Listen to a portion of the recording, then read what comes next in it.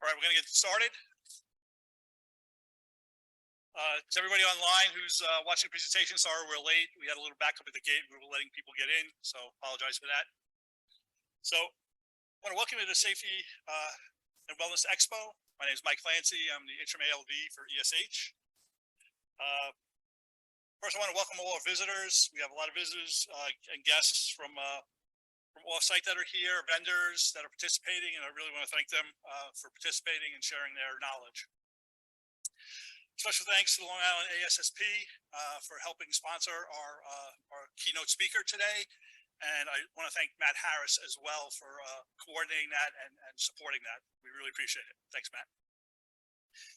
But before I introduce the speaker, I want to thank all the B&Lers that have participated in getting this expo together. It was a lot of work. There's a lot of different activities going on. We also coordinated with Susan Pepper's group to do cybersecurity at the same time, which is a great thing. We get a pretty good crowd here for that as well. So I want to thank everybody that participated. And I want to really give a special thanks to Amber Aponte. I mean, Amber really took the lead on this. She managed this, coordinated every aspect of this, from getting permission from DOE to do this, getting vendors here, getting Charity here to speak, even getting the ice cream here. I mean, that was all on Amber. And I'd really like to thank her for that and give her a little round of applause for that. Thanks, Amber. So let me introduce our keynote speaker. Charity Madrid-Torres joined the University of Arizona approximately 5 years ago. She came there with about 9 years experience with ESH and another 13 years experience in industrial or in industry experience. Charity has a passion for keeping employees safe and wanting to turn the tide of how employers look at safety, which is a good thing. It's something that we try to do here as well. It's not just about regulation. It's about the safety and wellness of the employee. Charity uses the platform as a safety trainer to motivate and inspire both employees and employers to view safety from the standpoint of saving life and being able to live harm-free, educating our audience on the importance that safety is not just about following rules and regulations. And we truly try to follow that here as well. We have to follow regulations, but it's not just about the regulations. Charity currently is a past president of the ASSP chapter Southwest Arizona, and Charity's goal is to turn safety into how people live instead of a reactive band-aid. She believes safety is a way of life. I want to introduce Charity, and thank you for coming. Thank you.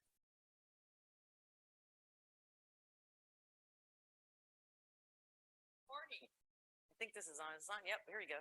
Good morning. All right. How many of you believe in miracles? Yes, good. Because it's a miracle I'm standing here and speaking after a little bit after 9. It takes me several hours to figure out why I'm up. Okay. So my name is Charity Madrid-Torres, as they told you, and I want to thank you for being here today. It's truly an honor to be here and talk to you about this subject. I want to start off, though, with a quick icebreaker, and that's only because my little buddy, James, gave it to me. And he called me yesterday, and he said, Charity, Mom said you're presenting tomorrow. And I said, yes, sir, I am. He goes, well, I have a knock-knock joke for you. And I said, okay, James, give me your knock-knock joke. And he said, if I give you my knock-knock joke, what do you think you'll do with it? And I said, well, I might put it in my presentation. He said, you will? I said, yeah, why not? Show me. And he goes, okay. So he said, knock-knock. And I said, who's there? And he said, control freak. And I said, control freak. And he said, you say control freak now. Control freak who? You guys get it? No? Okay. Took me a couple seconds too, and then he goes, get it? And I said, okay, all right, I got it, James. So there's James's icebreaker for me, and so I want to thank him very much for giving me my icebreaker of knock knock, who's there, and talking about control freaks. But let's talk about more about diversity, equity, and inclusion. That's why we're here, and how it can lead us to a safer culture or a stronger safety culture. And I want to start off by just telling you, I was asked to do this, well, now over a year ago, and I said no. In fact, I said no 3 separate times because I didn't understand how diversity, equity, and inclusion was going to work with psychological safety, was going to work with safety as a safety culture, as a safety professional. I was looking around thinking, okay, how do I put this together? And so I sat down and I thought about it. And then I remembered at the very beginning of my career, when I started off, my boss and mentor at that time, she brought me in. She said, hey, can you come into my office? And I said, okay. And she said, shut the door. Well, okay, that's not a good start, right? So I shut the door and I sit down and she said, I wanted to talk to you to help you out. And I said, okay, what's going on? And she says, well, you have 3 strikes against you. Okay, that escalated quickly because I just got a raise, a couple months ago. What's going on? And she says, well, first, you're a woman. Last time I checked, yes, thank you very much. And secondly, you're Hispanic. Okay, that's also true. And she said, and third, you're gay. Well, I hadn't come out to myself, so that was a little bit of a, and, shut that closet door real quick and didn't say anything about it. I said, okay, so those are 3 strikes of things that are inherently part of me. We're not addressing the third. What am I supposed to do with that? She goes, well, it's going to make it harder for you in your career. Doesn't matter how brilliant you are. Doesn't matter how good you are. Doesn't matter what you do or what you achieve. You're going to have to work at least 3 times harder because of who you are. And it felt like to me at the age of 25 years old when I'm being told this, so who I am is a problem, and that's going to stop what I'm trying to accomplish because I had just gotten into the workforce, right? And hear me roar, I'm a woman and I'm going to change the world, right? We all get out there with great ideas and hope and passion. And then something like this can throw a huge wrench at us. And so I'm sitting here thinking, well, how does that have to do with me and my work? So that was my first introduction into the world of working, if you will, with 3 strikes against me already just because of who I was. And that as that story came to mind, I thought about it and I thought, oh, maybe diversity, equity, and inclusion is about me. It's my story. And so if you will take a break and sit back and journey with me as I've journeyed through with diversity, equity, and inclusion and psychological safety and brought about that to me to a very personal way. So I appreciate you being here. And if we can get along with the story, we'll move on. So yes, this is the pathway to happy hour because when I first presented, I was given the very last slot at the very end of the day, the very last day, and that was fine with me. But I felt, well, here we go. We're going to go to happy hour. So hopefully we'll go to a happier hour, right? But we're going to keep on. And as you see, we're going to go through. First thing, I know about diversity, equity, inclusion. And that's what I thought. Yeah, okay, I've heard about that. That's great. I know about it. I also know about psychological safety, or at least a little bit. But this is the one that got me. Hope. How do you offer hope? Right? That's what always seems to be missing is how do you offer something when you know that there's maybe these issues or whatnot? How do you work through that? And so hope is a concept I came across of I think I know what that means, but how do I apply that here? Okay? So that's what we're going to journey through today if you go along with me. All right, so first let's start off by defining DEI, okay? Let's define DEI very quickly. And how many of you are familiar with DEI? Aftermath of 2020, most of us are familiar at least with that concept, right? It's been brought back and there's a lot of awareness around it, a lot of talk around it.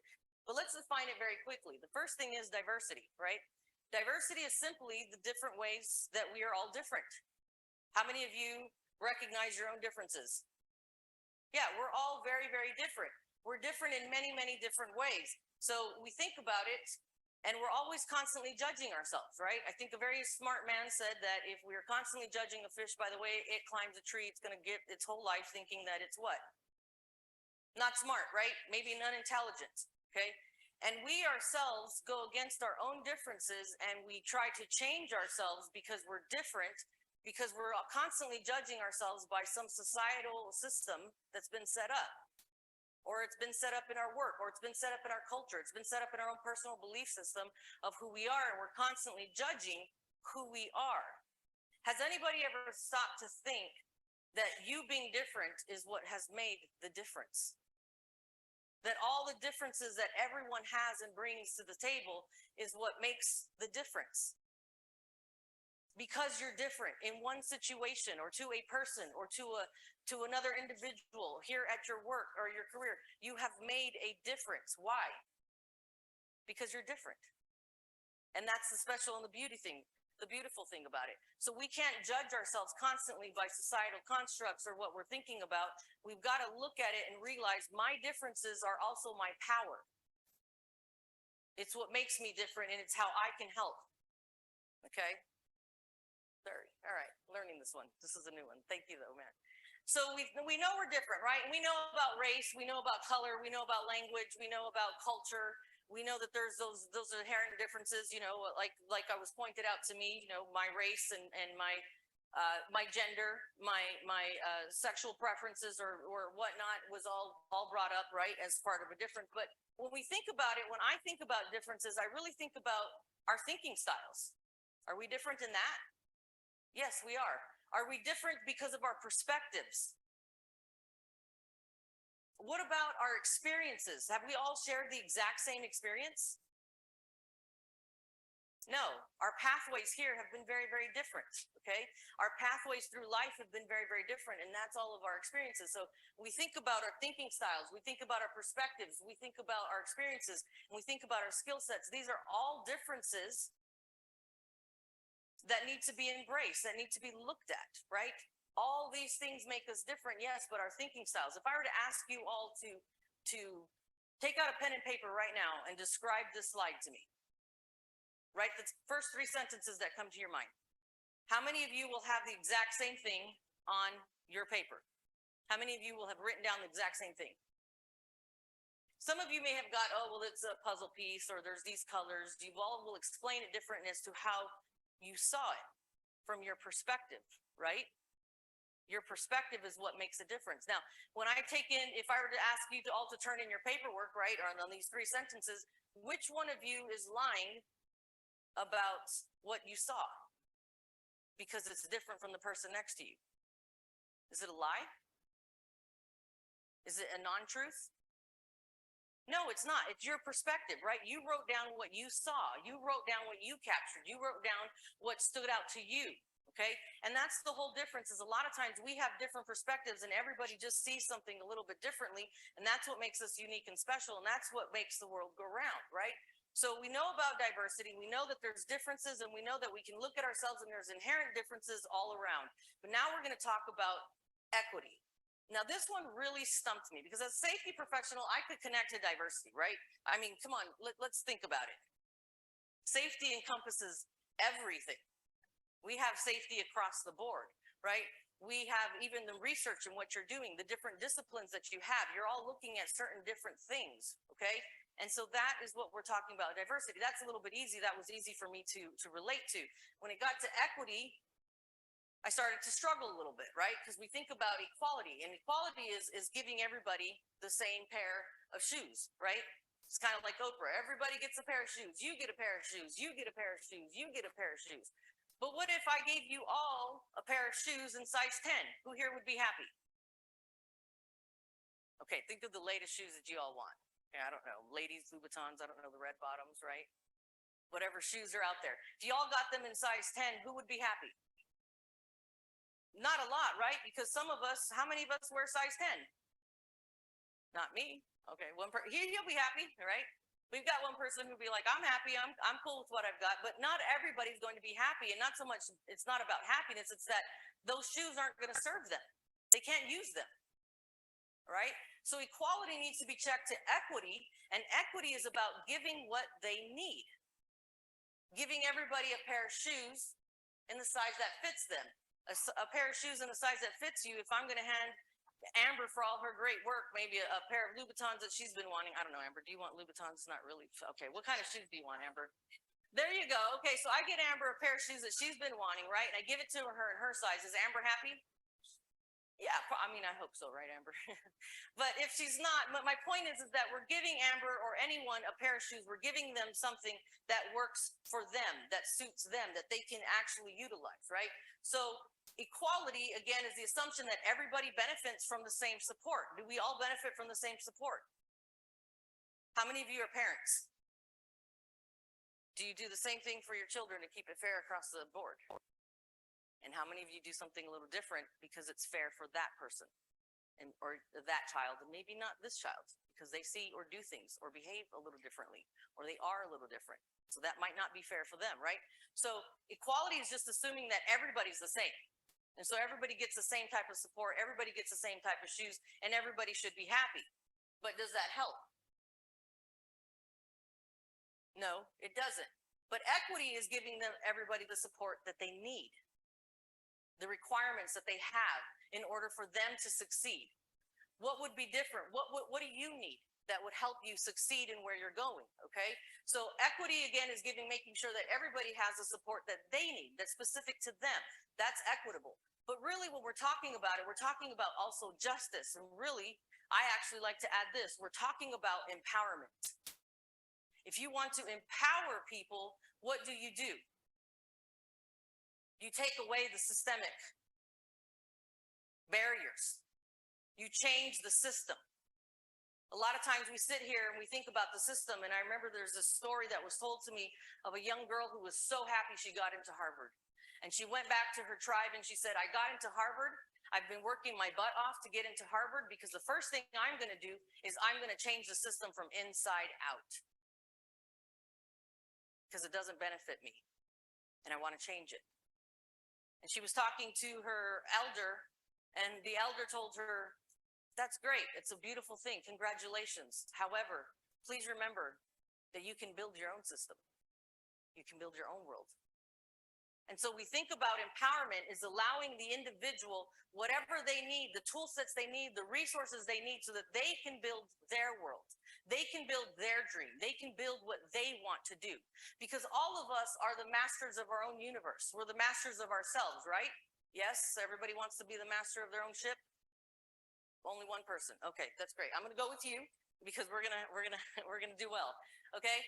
But at the end of the day, everyone else also has the right to be the master of their own universe. But sometimes we struggle with that.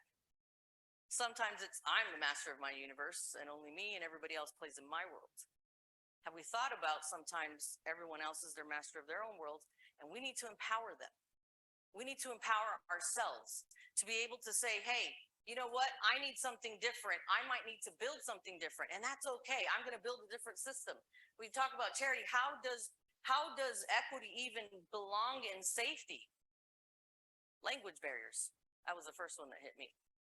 As a safety professional, the very first fatality that happened on my watch was because of a language barrier. A gentleman who did not speak English very well, or hardly at all, was a janitor in a large warehouse, and they had to continue to keep it clean because they were housing food products, and so they have FDA regulations. And on this day, they were going to have an audit, and so he was told to go start cleaning out these top vents that are in the top of that were in the wall, built into the wall to keep the warehouse cool. And part of what they used during that time to clean out these vents was a man lift. They would go around and the man lift didn't go up and they'd clean it. And I actually already approved that. I looked over that plan. I was okay with it. They were safe, fall protection, looked over all of that. That's great. Let's go. Right? But that day the man lift had broke. And so what happened? They gave him a ladder and a leaf blower. Now this vent was 13 feet off the ground into the wall. This gentleman was about an inch taller than me, and we all know I'm vertically challenged, right? So that gives us about 5'2" or 3" is what he was. And we've got an 8-foot ladder. Where does that put him?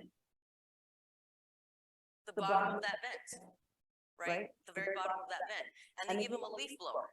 Now his boss drives up to him on a forklift, calls his attention, and he comes around and tries to get off the ladder and goes head first into the floor. Now, when I came in to do the investigation, the first thing I said is, we're asking for training, we do a lot of things. And they told me the training's on the side of the ladder. I said, okay, what about languages? We're supposed to be giving them training in their own specific language. Well, we speak English here. Excuse me? Your company policy can be that you speak English here, but do you know that OSHA regulates that all training must be given in the language that a person feels competent in? Not that you require them to speak. The requirement can still be that they speak English. But how many of you is English your second language? Anybody here? Okay, one person. How many of you have learned a different language? Maybe English is your first language, but you've learned a second language. Anybody here learn second language? Poco? Poquito? No? Okay. That's my second language right there. So language barrier is the thing that causes a lot of issues. It's a systemic barrier because we want people to speak English. But the fact is we should be giving them training and things that make them competent in the field that they're doing in their language. Because if we think about it, we create that much more risk when we want them to translate. What happens in translation? Anybody ever play a game of telephone? Start something here, and when it goes around the room, what happens? Completely different, right? So if you have a person of a different language who's now trying to take English and interpret that into what it means for them on a safe level, and they're using their own assessment of risk, where do you think that can go? Wrong in a lot of ways, right? Even first of all, I translate as the word home. So I grew up with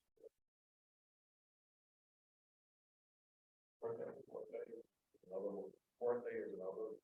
What is? So any one you use. Exactly. One is really like this. Fourth day is solid foundation. Exactly. Exactly what you thought. And that's the whole point. And that is actually why I translated all of my slides, because where I come from, Spanish is the most second language, or the most popular language, if you will.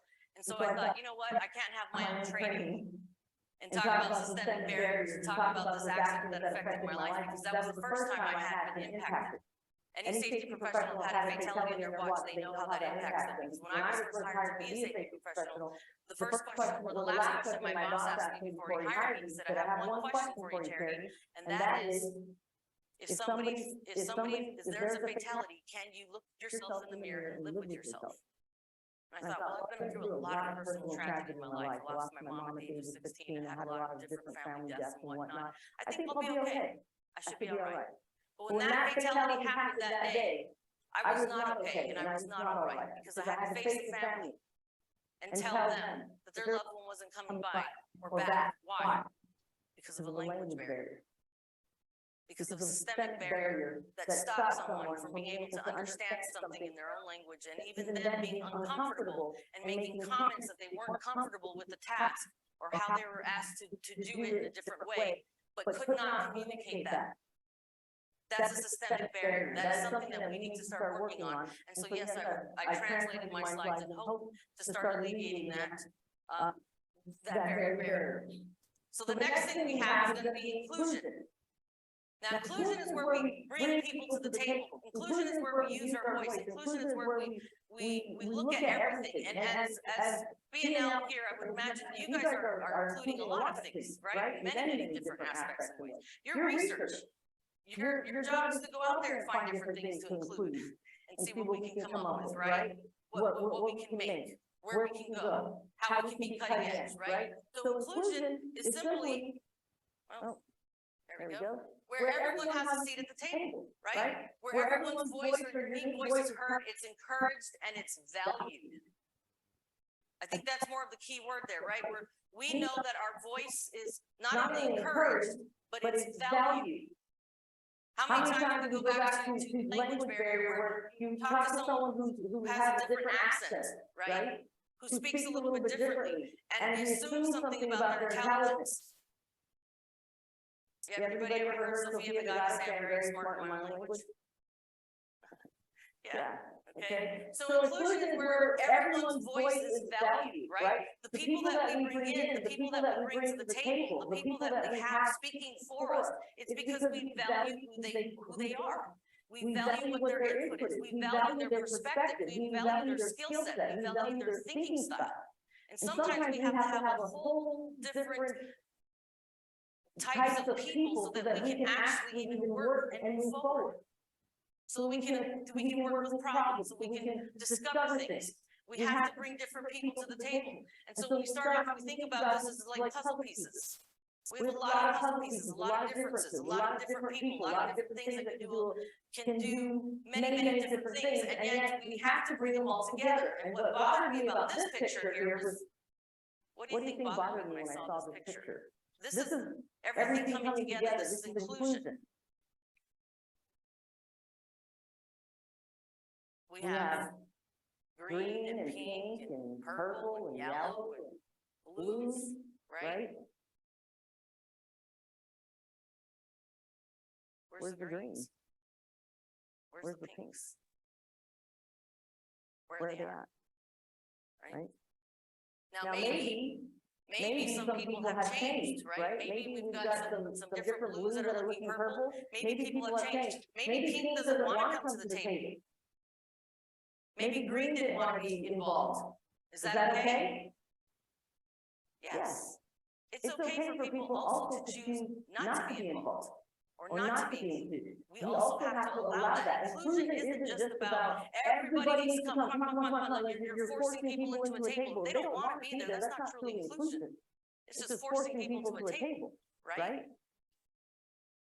And this is what I say. If they don't have that table for you, you don't have a seat at the table, then bring your own chair or make your own table. Have you asked yourself who's sitting at your table? In your personal life, in your professional life. Who sits at your table? Who advises you? Who do you work with? Who do you collaborate with? Who do you choose to? If you don't have a seat at that table, make one. Because your difference, you have to start learning and understanding that your difference is what makes you powerful.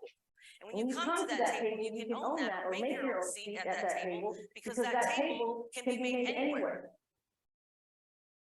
Inclusion is bringing in people who want to be there, who are focused on the same thing that you are, right? We're bringing people together. We think we have to just push and shove everybody into the table, but we don't. We can allow who wants to come, and we allow the people who are at the table to have a voice. But again, if you don't feel like you belong, then create your own table. Bring your own chair. And know that you have the power to sit there and to speak. So inclusion is bringing together those voices, is bringing together everything, those perspectives. Maybe if I brought all of your paper that you described the screen to me, and I brought it all together and I create a story. We create stories based off of everybody else's personal stories. It's your personal uniqueness, again, that brings us to inclusion, that brings us to this table, that allows us to sit and talk, or work, or collaborate, or do whatever it is that we're trying to do when we bring in other people. Yes, sir. So I see that when we're doing this, so comfortable, they're able to share ideas. Yes. And ultimately,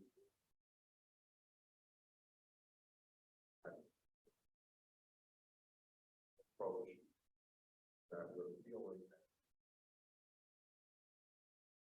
safety culture. Right. We really want to go. We're definitely going there. For a team.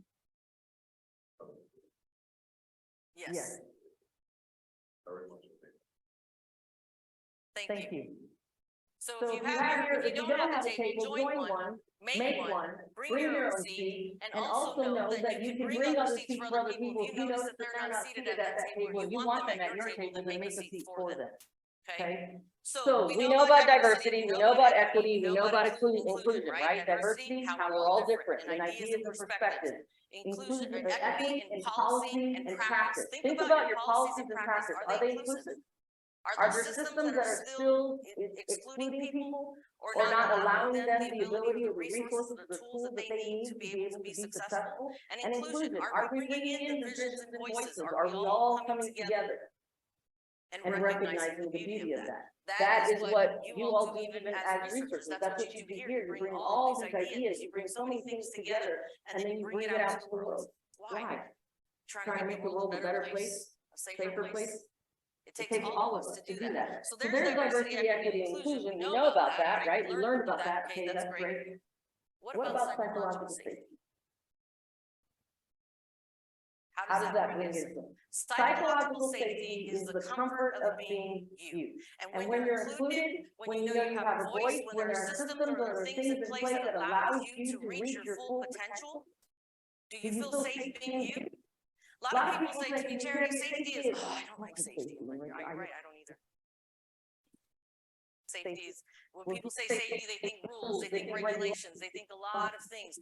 But at the end of the day, how many of you said, oh, that person's just insecure, or I feel insecure? Anybody ever made that comment? Anybody ever said that about someone else? That's an insecure person. No, nobody said that? Okay. Well, I have. I'll admit that. I'll even admit that I've looked at my own insecurities. Oh, yeah. Talking about this is still my journey, right?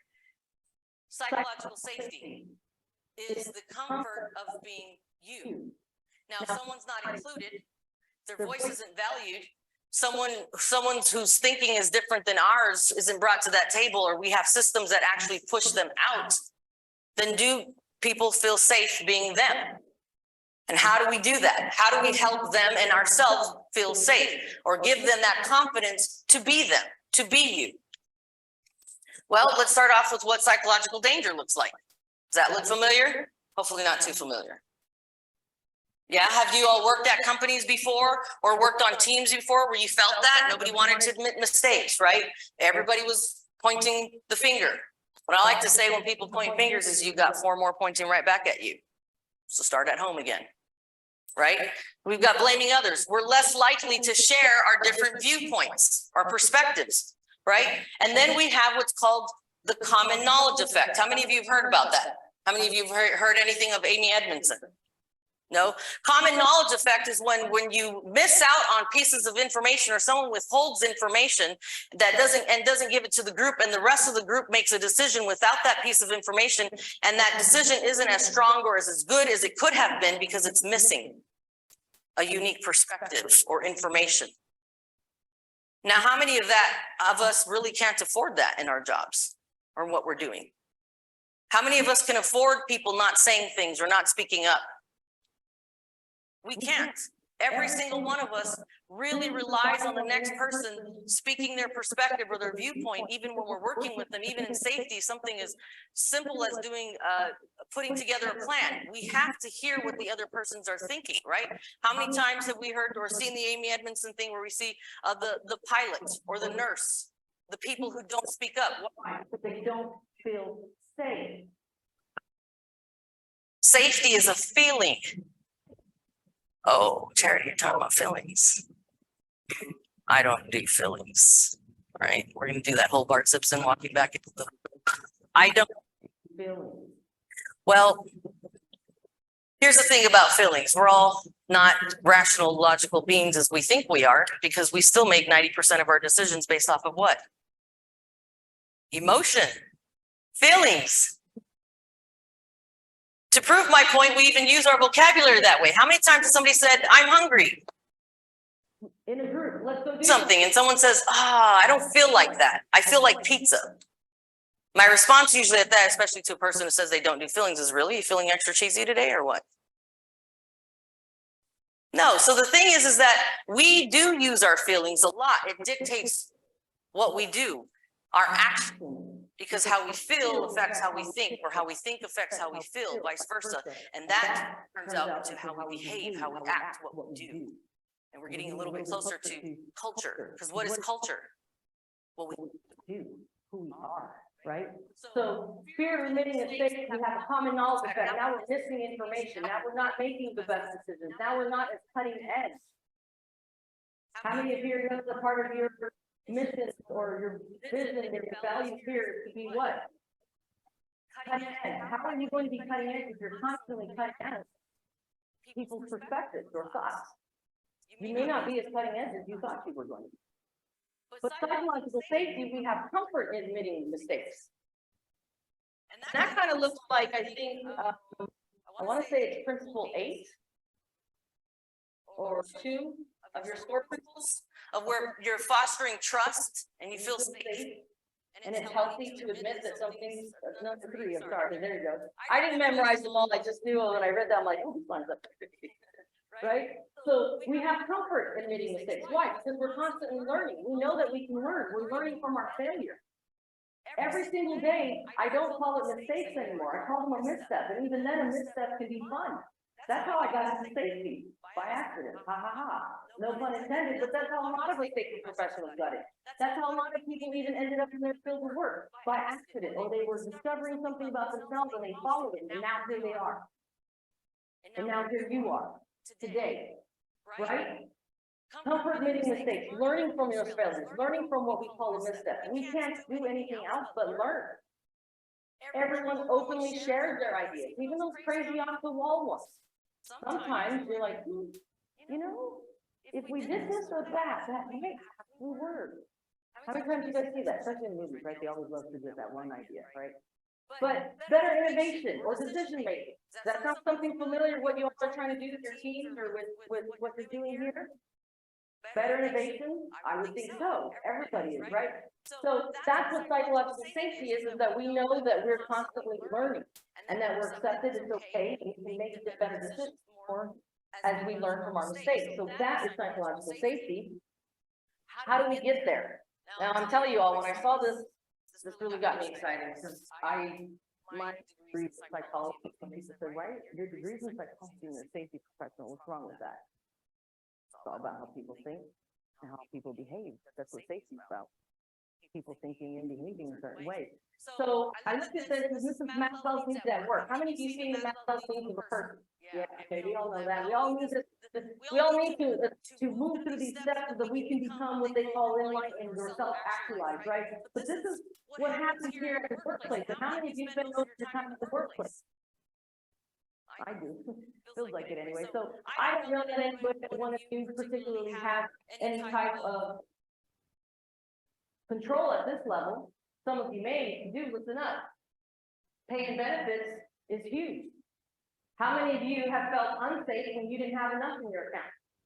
When you weren't sure if you could do something? Put food on the table, clothes on your back, get somewhere, do something, achieve something that you wanted. Because you're constantly trying to work and do other things. Pay and benefits is the very first basic need of feeling safe. Because you don't feel safe sometimes when you don't have the resources you need to live the life that you want to live. And then we get to safety at work, right? And this is where those of us who are safety professionals, we live here, right? We're looking at their personal security. We're looking at safety from harassment or retaliation or bullying, right? We're looking at them feeling excluded. Maybe not so much right now, but now we are with psychological safety, right? But if we even look at the personal security, that's what our job as safety professionals is. We're making sure that they are safe at work. Now, it says that we have to provide environments that are safe and free from a recognizable hazard. Does it say physical or mental? No, it said hazard, period. And those can present in many, many different ways. So here we go. We want a person, if we want to help our employees, if you want to help yourself actualize within your job, make sure you've got good pay and benefits. Then you've got your personal security, you've got a good health and safety program. But then comes the next part, which is more of that human component, where you feel like you belong, you're part of a team, you start to connect with them. Anybody heard of the 4-H? Okay, maybe that's the 4-H that you all are listening to. When you first meet somebody, what do you do? It's a handshake, right? And when you start working on a team and you get excited about things, what do? High five. You get a good high five, what are you gonna do? You're gonna look at somebody's elbow. In fact, turn around and give somebody a high five if you can. Look at their elbow, just give them a great high five. There you go. High five, right? High five. You know, okay, we don't have no safety around here. Come on, guys. No friendships, okay? So you start to do the high five, right? And then if they're comfortable with it, what happens? Sometimes the hugs happen. That's 30. And then you're really tight with your crew, you hang out. Now, I had a crew that I hung out with, and we played Pictionary. It's almost a deadly thing, and we had to stop that because we got a little too intense on the Pictionary. But the thing was, we hung out, we became family, right? And that made a big difference when we came to work because we could talk to each other as friends. We understood each other. We knew each other's quirks, and we accepted it. We allowed it because that's what made them then, and that's what made it work in the office for us. We learned that about each other. So then now we're feeling like we're belonging, right? And psychological safety is about the confidence of being us. And when you feel like you can belong, you start to be you, let your hair down a little bit, right? And now we get this all this self-esteem, right? Where you're confident and competent in your work. Why? Because we have systems, we have it in our own language, we have the resources that are being provided to us. And so now we feel competent and we feel confident at work. How many of you feel competent and confident at work here? Okay, you all look around, you might have some work to do. I'm just playing. If you don't feel confident at work, ask yourself why. Do I feel safe? Am I unsafe? Are your team members safe to be themselves? To feel competent to start to climb this ladder? And then lastly, when they get to that last piece, it's gonna be being the expert in your field. Now, most of you here are here because you're the expert in your field. But I still sometimes have to walk around with my boss. Because even after I give recommendations or I do certain things, they question because I'm me. My boss has to come and say, hey, I hired her because she's the expert, so please listen to her. Right? But when you know that you're the expert in your field, now you're the go-to person. Now you become that self-actualized person. Have you met those people that are the go-to people in your company?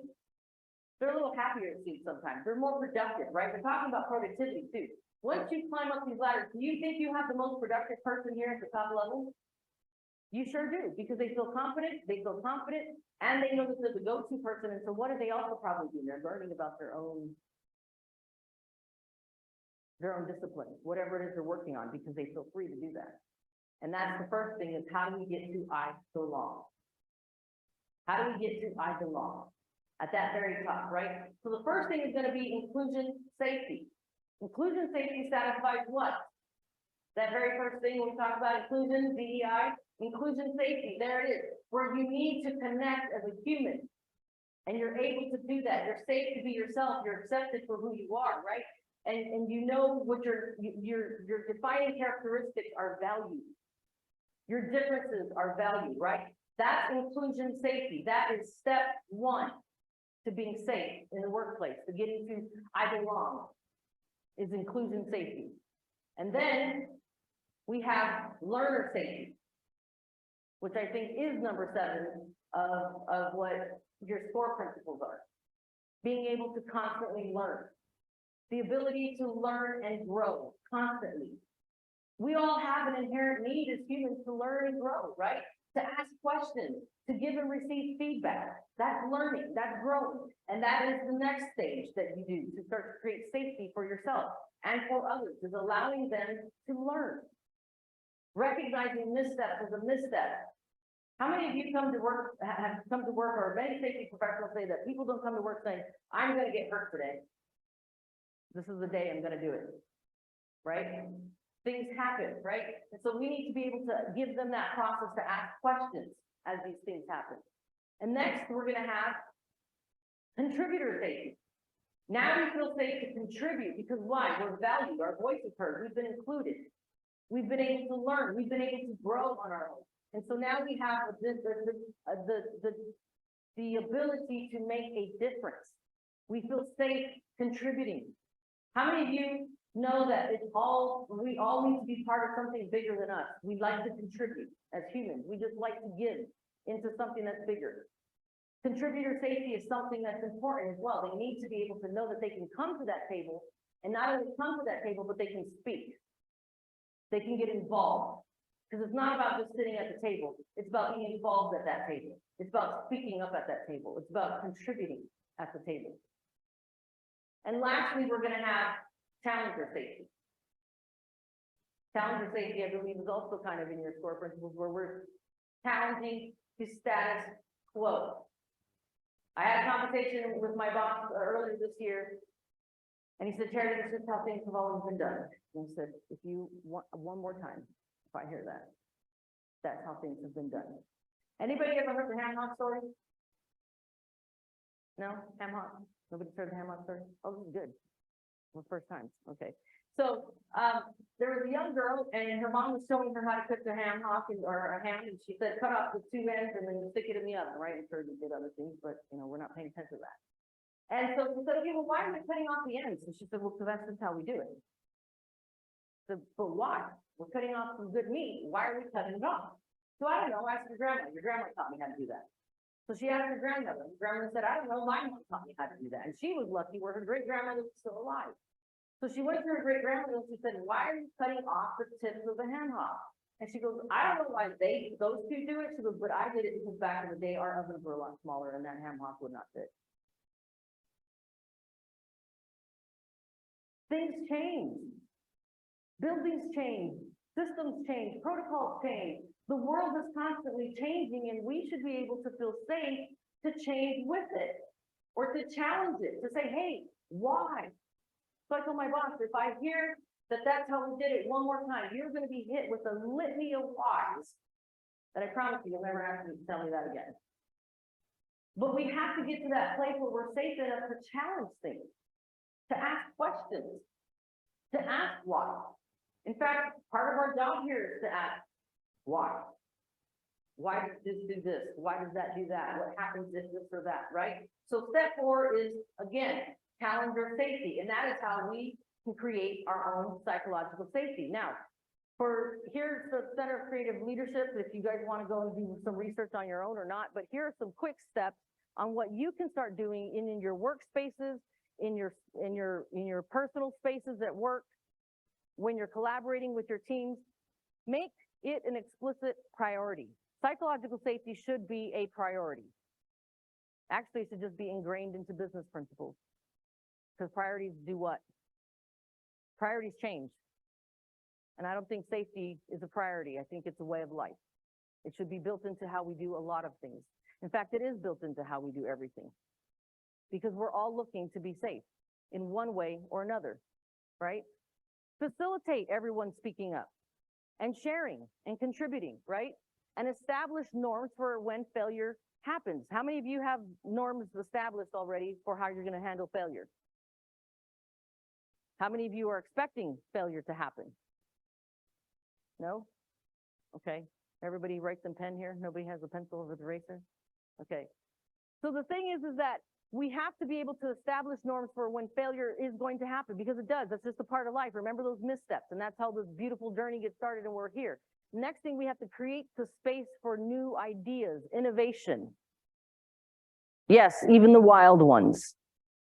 And lastly, we have to embrace productive conflict. Ooh, productive conflict. Most of us avoid conflict. We should be going towards it. I think it's Albert Einstein who said, if there's a problem, I would rather spend most of my time looking at the problem, at the conflict. Why? Because that's where I find my answers. We have to be able to feel safe in a conflict and know that it can be productive, because out of that conflict, out of something that arises or is being discussed rather, something new can come out. Something productive, something creative, something cutting edge. And we have to embrace that, and we have to allow it. We have to be safe within ourselves to know that it's okay to have conflict. You say, okay, Charity, that's great. So we know about psychological safety. We know about DEI. How? We have biases. We've got a lot of things, right? We even have biases that are literally listed out in research to be aware of, right? So when I got to thinking about, okay, this is great. I myself came to the point of this is great. DEI recognized this a lot in my story, right? Even in my personal and professional safety stories. Hope. How do we offer that? What is that about? And I realized it's about honoring our own personal experience first. We judge ourselves harshly. And we wonder why we have biases. It's because of our experiences. It's because of how we were raised. It's because of many, many, many different things. And we need to honor that.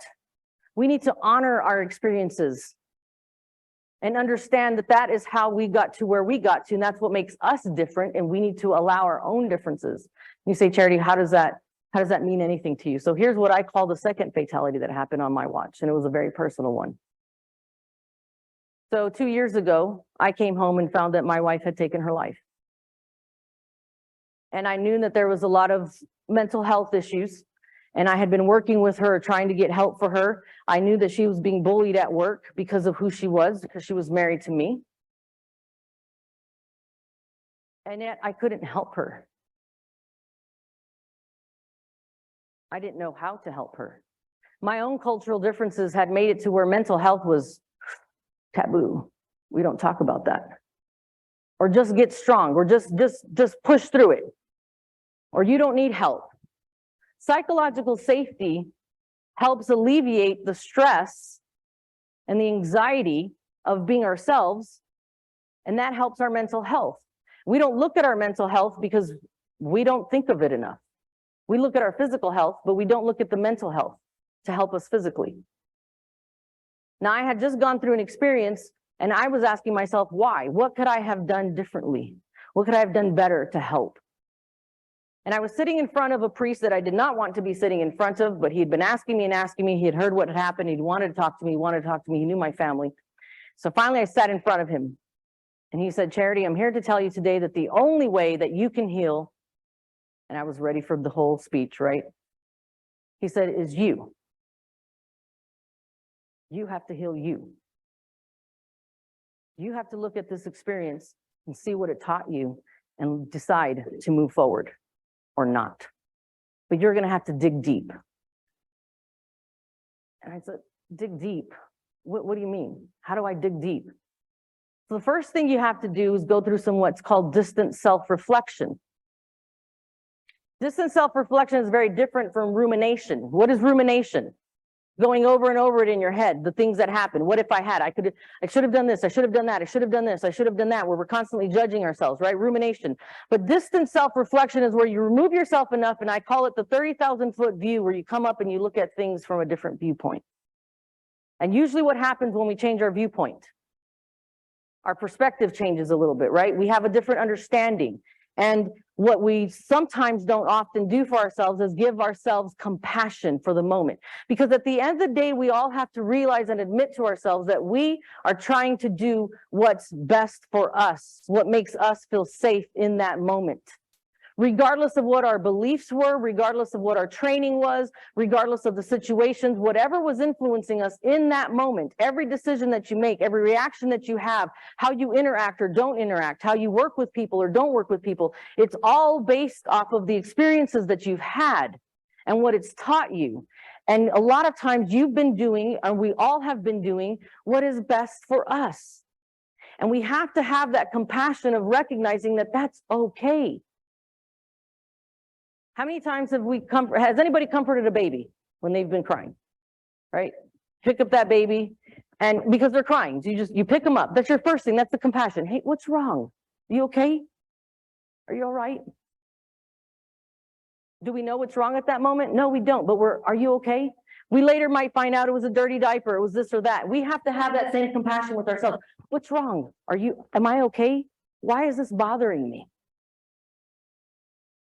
Sometimes it's like, oh, come on, really? That's what's bothering you? And that's okay.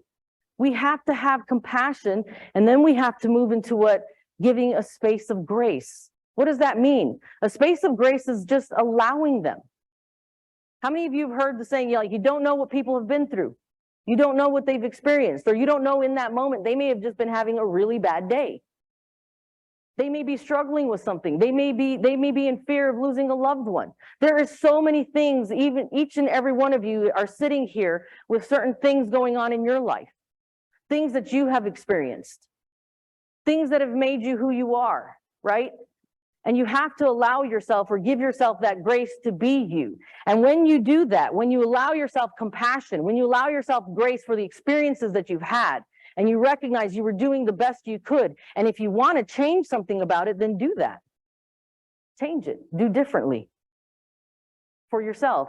Because once you do that, you get to empathy. And when you have empathy, that allows you to be able to connect with the next human being. Your story, your feelings is what allows you to connect to each other.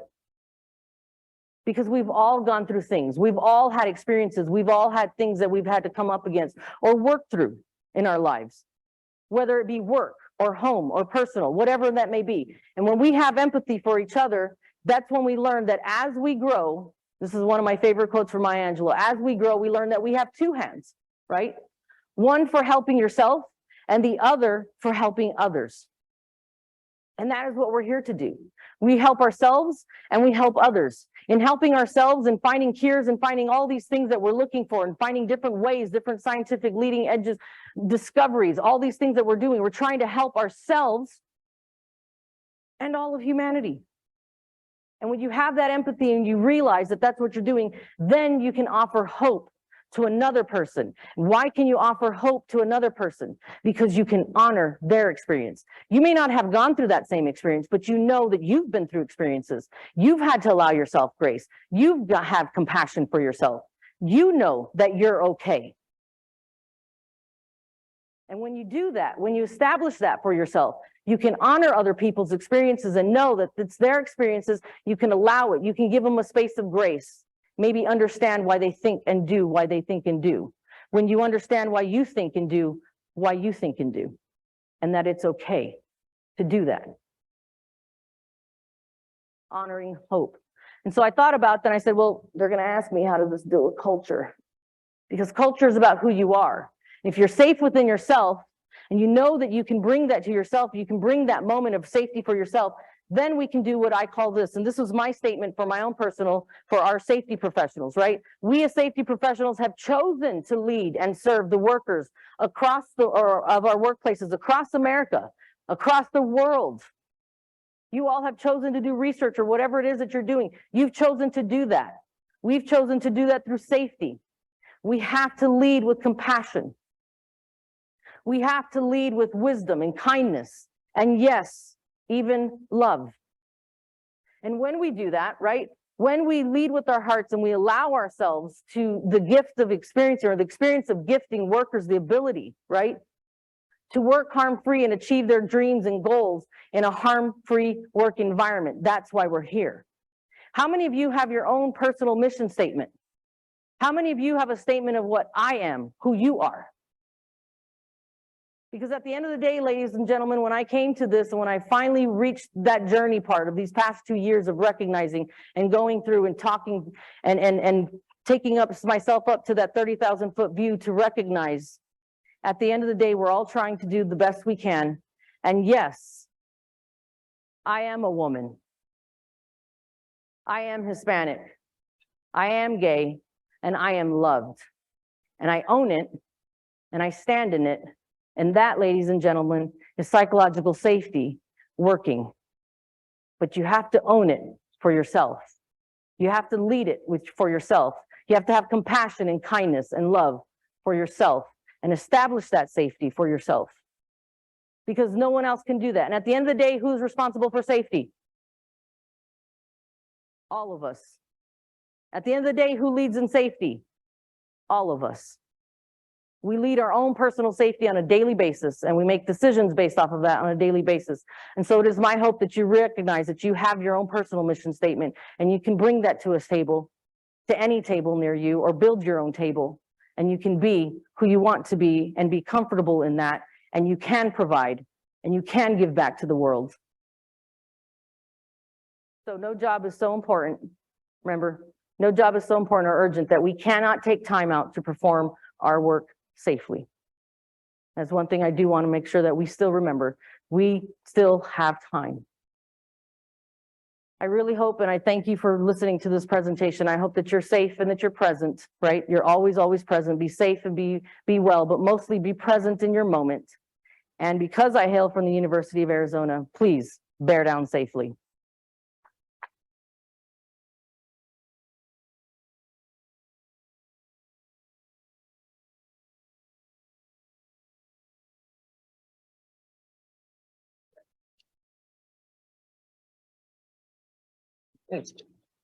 Hello, everyone.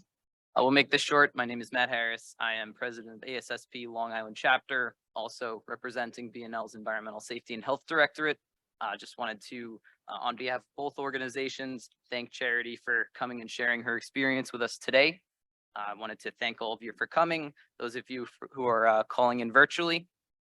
We are going to open it up for Q&A, and I believe we're going to patch in those on the webinar as well.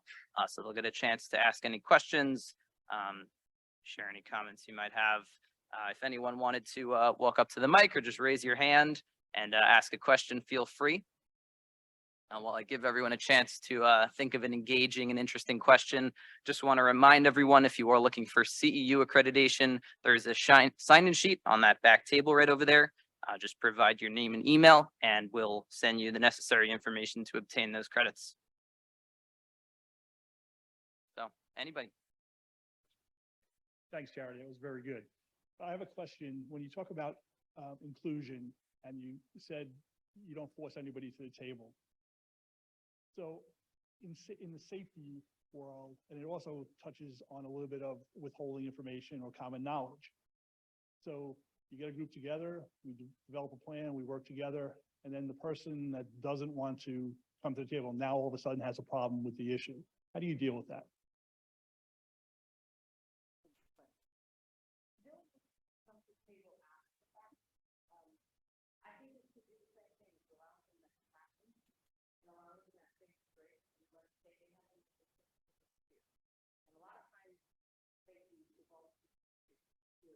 So maybe they feared that they weren't gonna be, but could have been a lot of things, right? We don't know what people fear all the time, what their inherent fears are. But that's what I would do. I mean, personally, is when they do decide then to come back to the table, maybe give them that voice and maybe understand what made them so hesitant to come first. But yeah, a lot of times people come after the fact, and that's mostly because they've seen something and you've created a space or you created something that they now want to be a part of. And that might be a good thing in hindsight, is they want to be included after the fact because they like what you've created. Sometimes it is the other way because of what they created, right? I hope did that answer? Okay. Anybody else? Okay, well, thank you everyone again for coming. Thank you, Charity. Thanks, Mike, for your support. I wanted to throw out a thank you to Cassie Seltz as well. She was the one who heard the initial talk and engaged and initiated this whole thing. So thanks again, everyone, and hope you enjoy the expo.